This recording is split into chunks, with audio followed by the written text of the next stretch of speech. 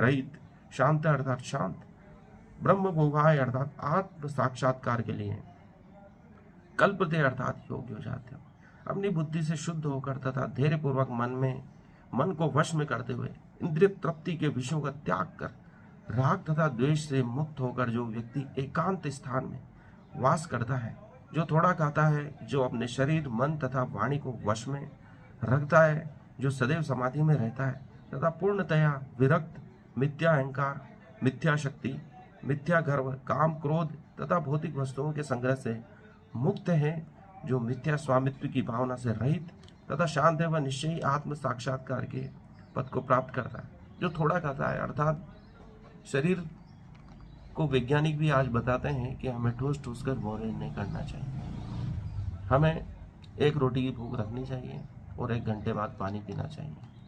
यदि हम ज़्यादा खाएंगे तो हमें निद्रा आएगी, तामसी प्रवृत्ति आएगी, हम कार्य नहीं कर पाएंगे। इसलिए भूख से थोड़ा भोजन करने के लिए कृष्ण उस समय भी कह रहे हैं 5000 वर्ष पूर्व पहले भी, क्योंकि उन्हें मालूम है ज़्यादा खाने के बाद मनुष्य कार्य करने में सक्षम नहीं रहता है, उसे काफ़ी देर विश्राम करना पड़ता है। धैर्य पूर्वक मन को वश में करते हुए अर्थात शीघ्रता नहीं करनी, धीरे धीरे प्रयास करना है।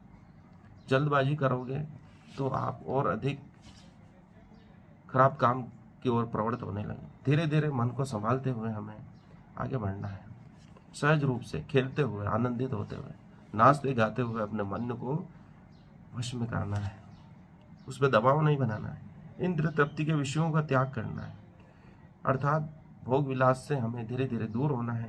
राग तथा द्वेष से मुक्त होना है, किसी से हमें ज़्यादा भी प्रेम नहीं रखना है, न द्वेष रखना है।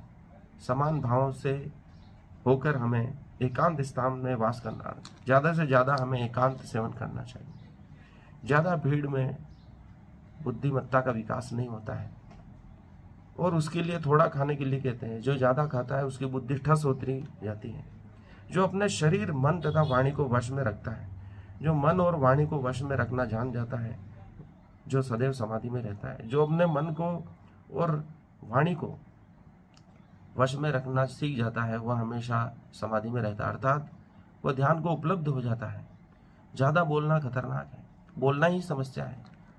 आप देखोगे आप जब भी बोलते हो तो एक व्यर्थता का आभास होता है, आप सोचते हो कि मैंने गलती कर दी बोलकर, इसलिए कम से कम बोलें। बहुत अधिक मजबूर करे कोई तो ही जवाब दें। इसका अर्थ यह नहीं कि आवश्यक बातों का हम जवाब न दें, अर्थात कम बोलने का यही मतलब है कि आप अपनी आवश्यकता न हो जब तक उत्तर न दें, बीच में न बोलें।